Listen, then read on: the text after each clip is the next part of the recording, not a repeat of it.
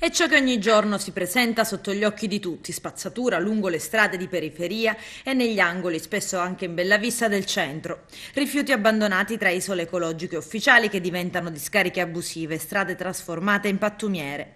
Le immagini che vedete sono di Maria Amica Agrigento. È evidente che qualcosa non funziona, sottolinea l'associazione ambientalista.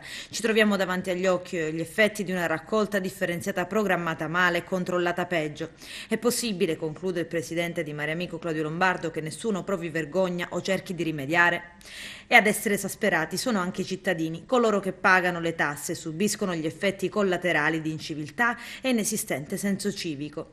Hanno scritto da fisso tutto il loro disprezzo e disappunto su tradizionali posti, dei veri e propri pizzini alla siciliana, intrisi di rabbia e gastime giurgintane nei confronti di coloro che abbandonano i rifiuti per strada.